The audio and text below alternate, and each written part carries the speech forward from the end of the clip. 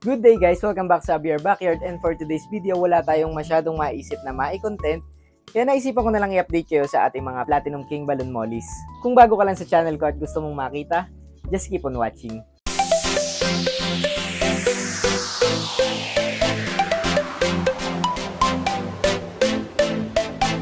Siyempre, unahin na natin dito sa lalagyan ng mga breeders natin, tsaka mga young breeders natin. So, meron tayo ditong natitirang 5 original breeders natin. So, ayan, ganyan sila kaamo. At ganito yung size nila. Ito yung male natin na original breeder. As you can see, sobrang haba ng dorsal fin niya. Sail fin din yan. Yung male natin, medyo faded nga lang yung mga pins niya, pero all goods naman yun para sa akin. Tapos, compact body naman siya. Hindi nga lang nag-groom, kaya hindi ganon ka rounded yung kanyang katawan. Ito naman yung isa sa original female natin. Ayan. Maganda yung pagkaputi nito. Ayan, tinakasan tayo. Basta yun. Ayun, yung rounded na compact body na yun. Maganda yung pagkaputi niya. Kaya nga lang, medyo nagfe-fade din sa fins. Gawa nga ng mga hindi naman ganun ka show grade tong mga PKBM natin dito. Meron naman tayo ditong layer tail. Yung isang female kanina, round tail siya. Tapos ito naman ay layer tail. Ito yung may lahing glitter eye. Yung may genes ng glitter eye to, kaya lang siya black eye na siya ngayon. Ayan, nag-iisang female layer tail natin.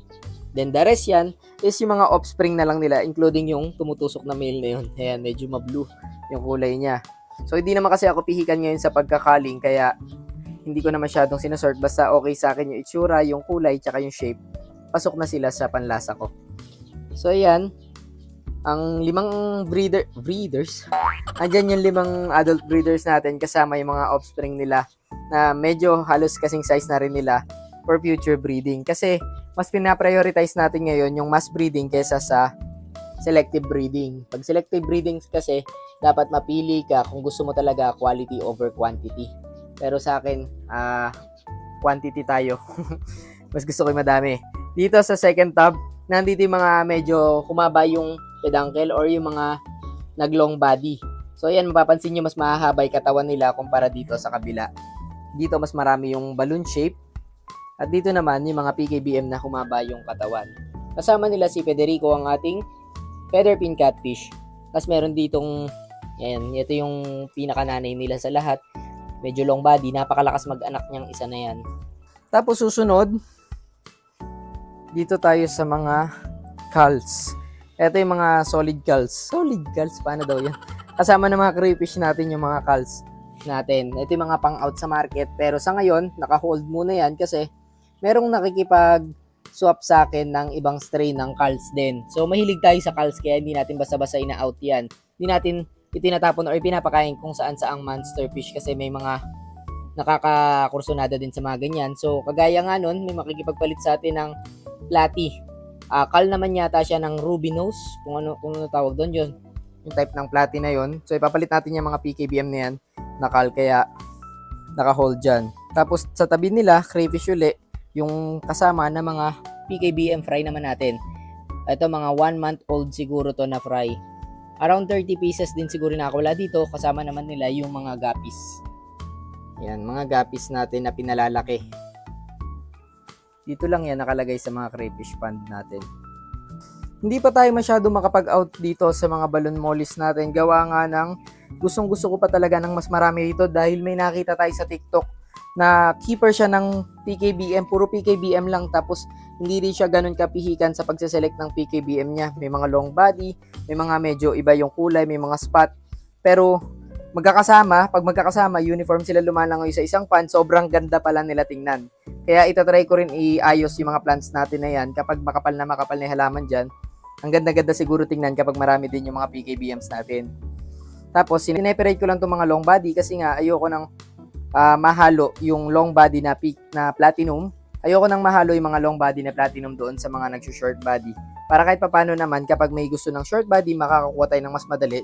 Tsaka kung may gusto ng long body, mas madali na lang tayo mag-harvest. Ngayon, pakita ko sa inyo kung paano ko lang sila pakainin tsaka kung ano pinapakain ko sa ordinaryong araw. Ito yung staple food na binibigay ko sa kanila. So, hindi na ako nag-i-stick sa isang pagkain. Pabago-bago yung pagkain na binibigay natin sa mga PKBM natin. Ganun din naman sa mga gapi tsaka sa crayfish. Talagang paiba-iba na talaga. So meron tayong PO2 sinking pellets. Pinapakain natin to paminsan-minsan, siguro 3 times a week. Tapos ang madalas nating ipinapakain itong Koi Plus or yung pagkain ng koi.